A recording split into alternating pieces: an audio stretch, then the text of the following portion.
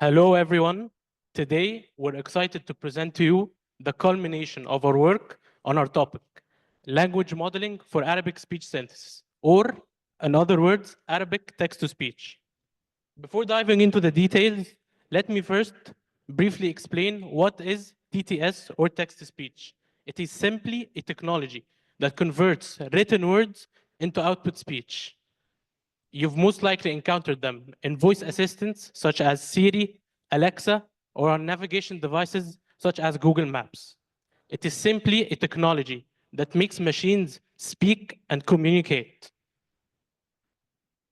Text to speech is not a new concept. It can be dated back all over to the 1960s and 70s when first mechanical voices were introduced that were barely able to pronounce words correctly.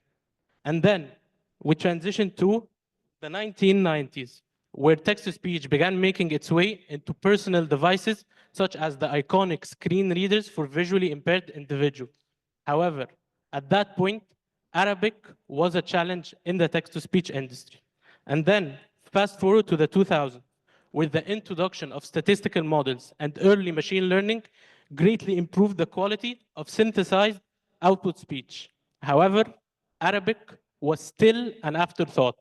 The richness of the language's morphology and its variety in dialects was a challenge that no developer wanted to take on.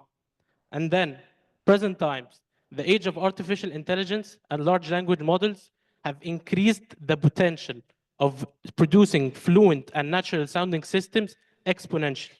However, even with the boom of many languages, such as English, Spanish, and Chinese, Arabic still lags behind to this day. And this brings us to the question, why does Arabic text-to-speech matter? I'll tell you the answer is it lies in its ability to transform lives by bridging the language tech gap by introducing Arabic text-to-speech language models that replace outdated models that Arabic-speaking users can't use now. In addition, it can empower accessibility because imagine visually impaired individuals having to rely on such voice assistants and digital assistants in order to provide for their daily tasks.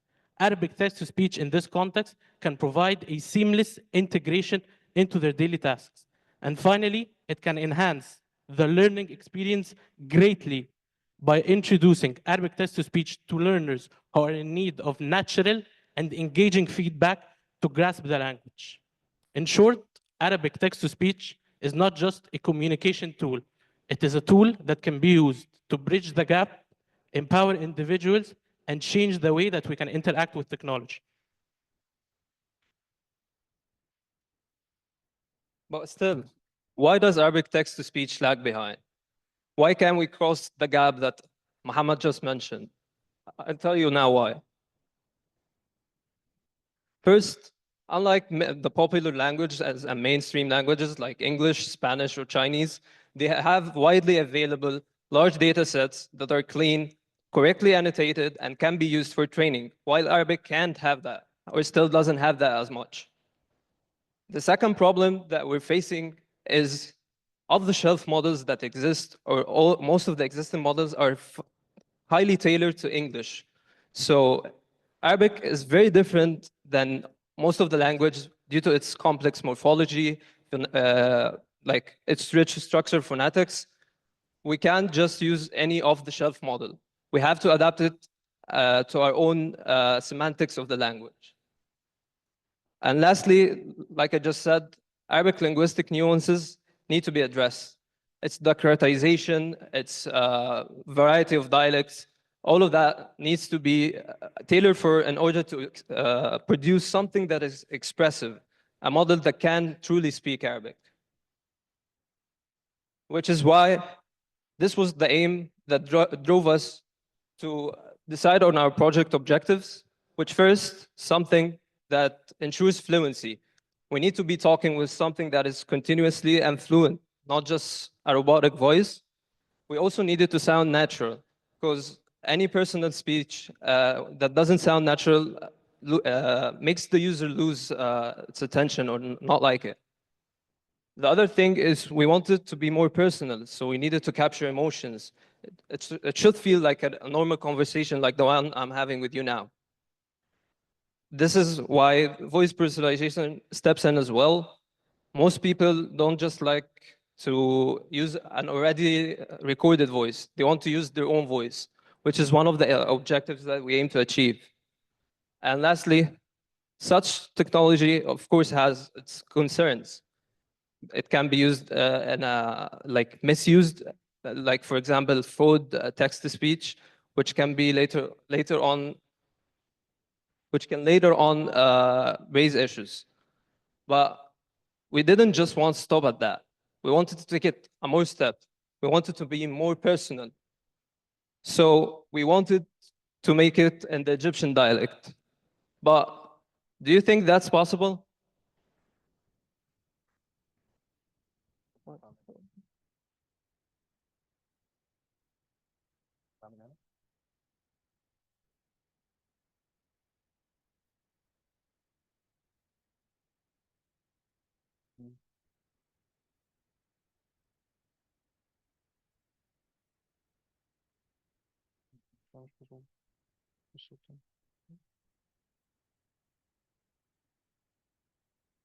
Sorry for the inconvenience.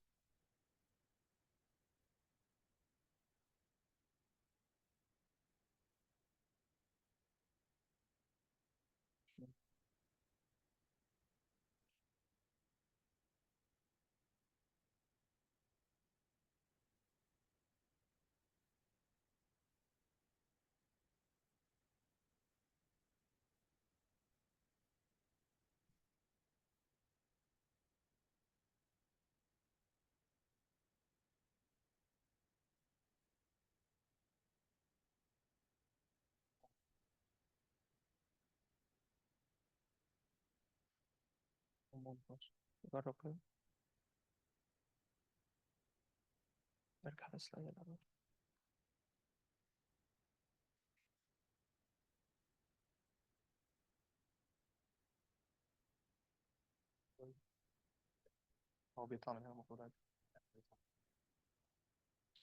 ما انا فاهم، هو الصوت ما بيطلعش عشان موجود بس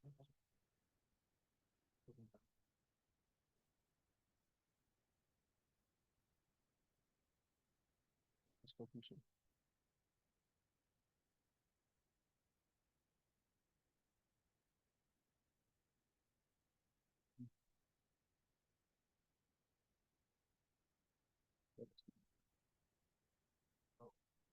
قدامه كله يعني في كذا حاجة ممكن تعدي الحتة دي.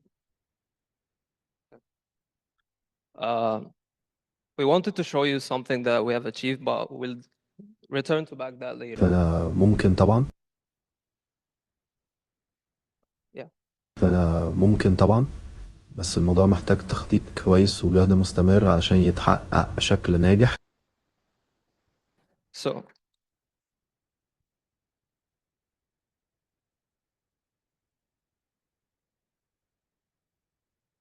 what you just listened to is Adham's voice, actually, but he wasn't speaking.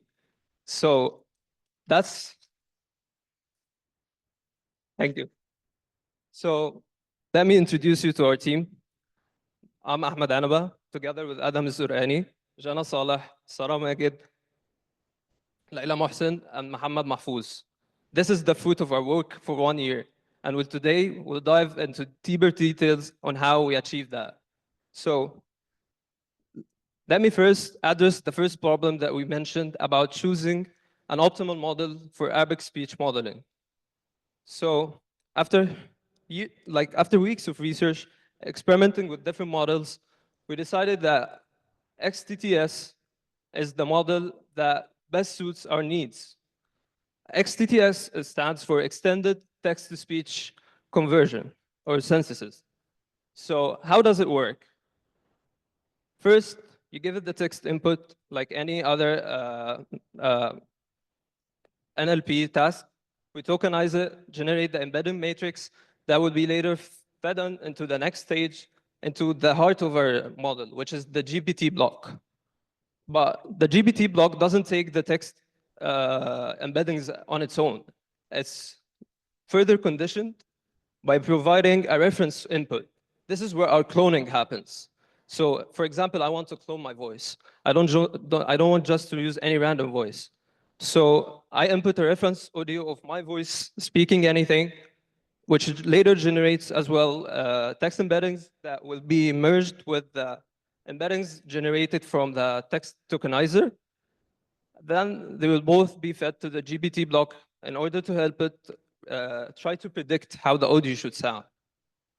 Then the next component in this pipeline is the vector quantized variational autoencoder, which serves, its purpose here is not like the mainstream purpose of translating a MEL spectrogram into embeddings. It's just used to help the GPT train. Like we provided the ground truth MEL spectrogram, which is then converted into audio books. Then this is fed into the GPT as the ground truth in order to help it train and fortunately converge in the end. Then the last step in this is taking the output of the GPT, which is just a bunch of matrices, and translate it back into an audio that can be heard by the user. So, we don't just take, like in traditional text-to-speech synthesis systems, they use the audiobooks that are outputted by the autoencoder as an input for the hi-fi GAN decoder. Instead, we use the latent space that's generated by the GPT because it captures better semantics, better context, and better results in general, which is then fed into the decoder, as well as we use as well the reference spectrogram as well again to act as a condition in order to help the decoder when trying to synthesize the audio again to capture as possible as it can the voice of the inputted reference audio. But now that we addressed the first concern, still the biggest concern remains, which is the lack of training data, which is now, I will leave the floor to my colleague Adam, who will explain how we tackle that. Hello, everyone. So the other problem that we faced was finding a good data set. However, there was the main problem was that most of the existing Arabic data sets were almost below, most of them were below 2,000 hours of audio. So this made it the insufficiency of data limited the model's capability. So moving on, it reduced the generated output quality. So what could be the solution? Our own data set. We gathered our own data set through audiobooks and podcasts, and we transcribed them through Whisper, which is a model that takes audio and transcribes the text. However, this wasn't only the solution. We also had to format the data so that we can input it into our model, as the model required a specific type of format so that it accepts the training data. So we had to split the audiobooks into smaller samples and also split the texts according to the audios so that each audio says the same sentence in the text. And then we formatted it into a CSV file that reads so that the model reads the CSV files and find the text and the audio codes according to it.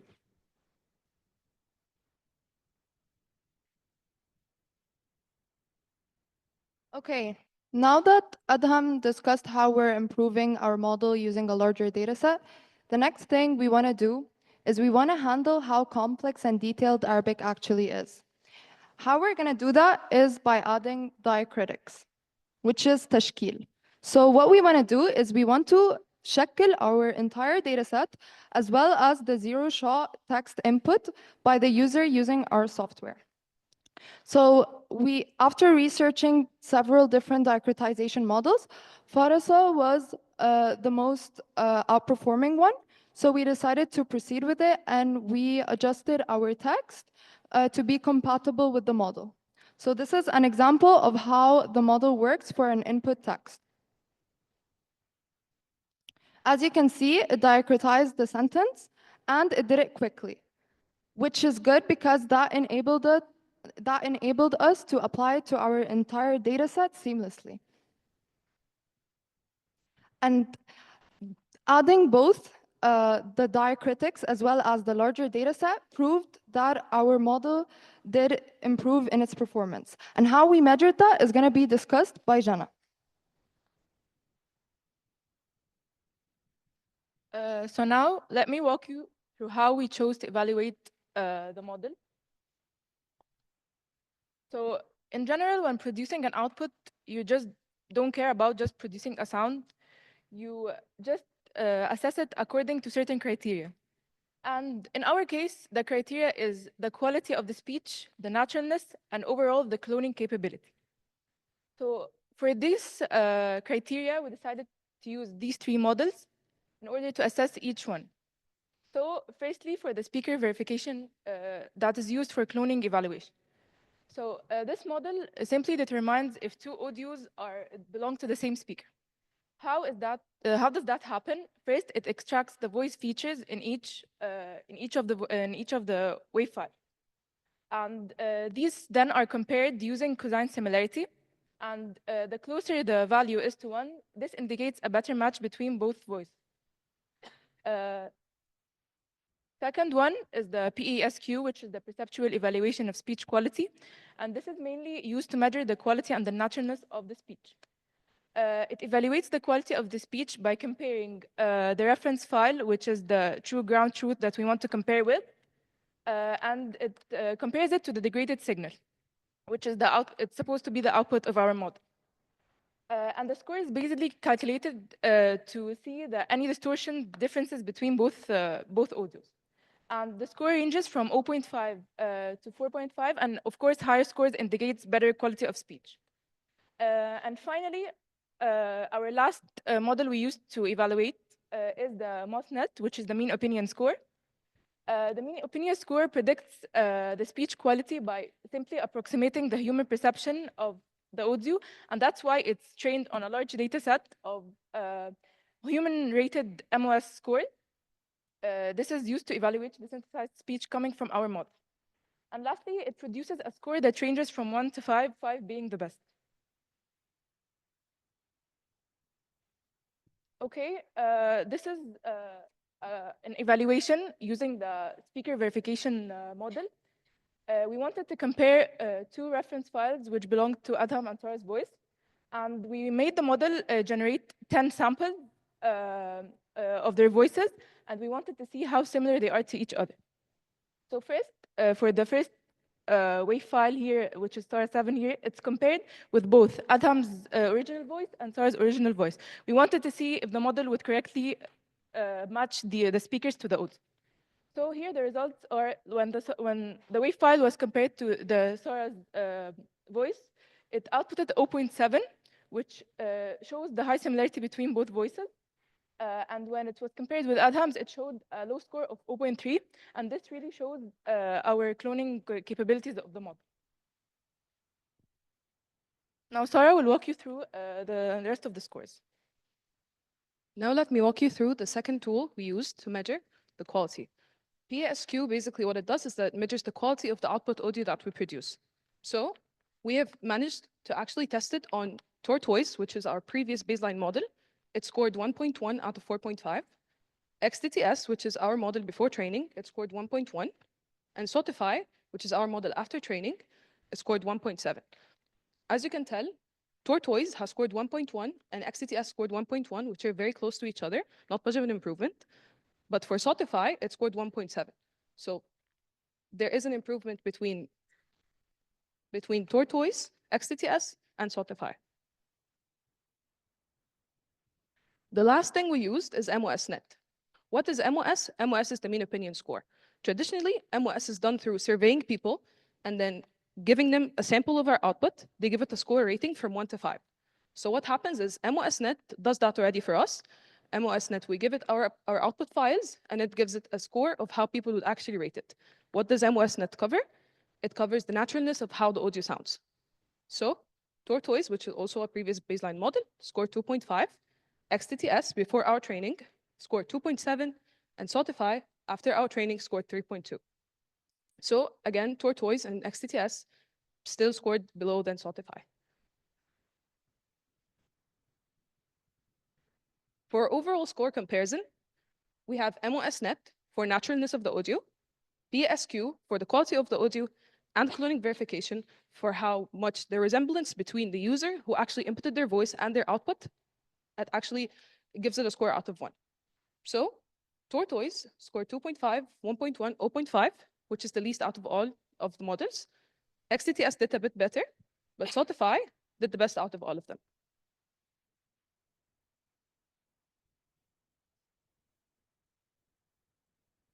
Okay, well, it's great to see our model outperform the other models. However, there is still a very important aspect that we didn't address to this point.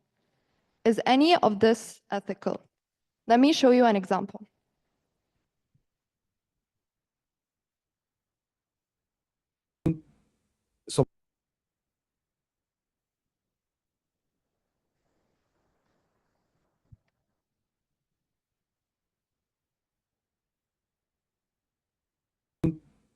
صباح الخير عليكم. احب اقول ان الفريق بتاعي احسن فريق، مفيش حد قريب ادائهم من ادائهم. So this is Dr. Siddiqui calling us the best group that performed today. But did he really say that? No, he didn't. Now this is a problem, isn't it? So how are we going to address that? So one way we thought of preventing the user to clone any person's voice without their consent is by implementing verification. So this is how it works. When the user is using our software, the first thing we're going to ask the user is to say a specific prompt sentence that changes with each trial. The user is going to record themselves saying that sentence, and then that audio is going to be taken into a Google speech recognition model. This is a speech-to-text model that is basically going to transcribe the text in the audio. If we find that the transcribed text is equal to our verification prompt sentence, that means that the user is consenting to use our software. So we're going to do string matching, and if the authentication status is success, the user will have model access. If it's a failure, we're going to ask him to retry. Now, when the user does this, we are going to use the voice that is saying the verification sentence as the voice being cloned. This way, we ensure that whoever is using our voice cloning software is consenting to use it. أنا هقول جملة مختلفة. أقلام للكتابة. As you can see in this demo, it only gave it authentication successful when the audio matched the given prompt. All right, now that we have discussed all of the challenges that we managed to solve, the next thing we want to present to you is our vision, which is why we introduced to you Sotify, which is our web app, which is also a Google Chrome extension. Adam is going to be discussing our web app architecture.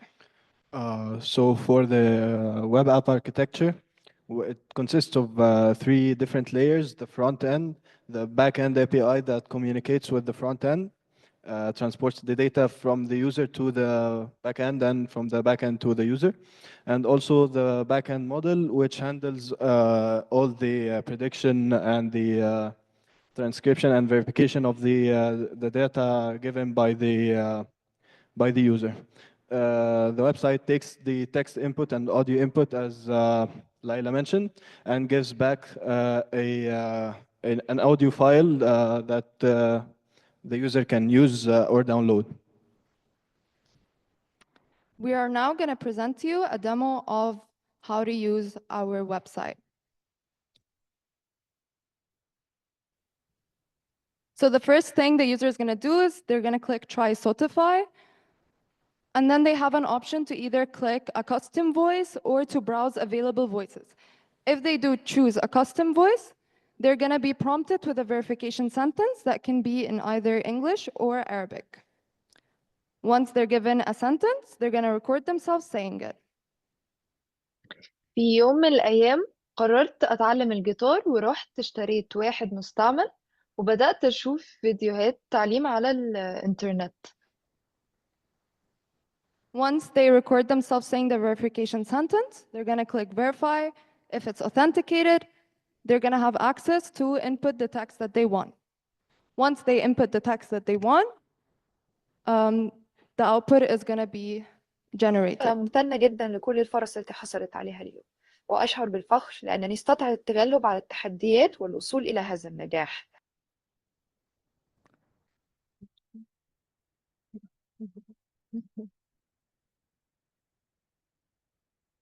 And now we're going to present to you our Chrome extension. Okay, so now that we showed a demo of our web application, we just wanted something to be more accessible to the user. We didn't want the user to just switch between platforms in order to access our product. So we decided we wanted to make our own Chrome extension, which is the Saltify EXT extension. And basically how it works, the user just pins the extension in Google Chrome. Then they highlight the text or the part of the text they want to read. And then there's an output audio with this specified text. Now Sarah's gonna walk you through the demo of this extension. Okay, so let me walk you through a short demo of how to use the extension. The first thing, the user has a Chrome page open. They select the text, they highlight the text they want to read, and then they click on the icon up there for an extension. They just click Start Reading. They have the option whether to pick from English or Arabic, the language they want to read with, and then they have whether they want to read in a male or a female voice. Once they start processing, they just wait for the output to تدور أحداث الفيلم حول هنيدي الشاب الصعيدي الذي يحضر من بلدته إلى القاهرة لأول مرة لدخول الجامعة الأمريكية بعد أن حصل على مجموع كبير في الشهادة الثانوية، ويتعرض لكثير من المواقف الكوميدية الحرجة التي تحدث له من جراء هذا التحول الكبير في حياته. So, this being said, Jenna would explain to you what we achieved so far. So after illustrating both of our demos, we can proudly say that we have achieved these criteria. First of all, by having both the web application and the Chrome extension, this made our product highly accessible to all people on all platforms. Secondly, for the personalized reading, this allowed the user to have a better educational experience tailored at their hand. And for some cutting edge features such as the speaker verification, this really ensured security, which is a very important aspect. And lastly, with our well-developed, engaging user interface, we made sure that the interaction of the user with our web application is productive and interesting. Now Sarah is gonna walk you through our recap. Let me just walk you through everything we have done.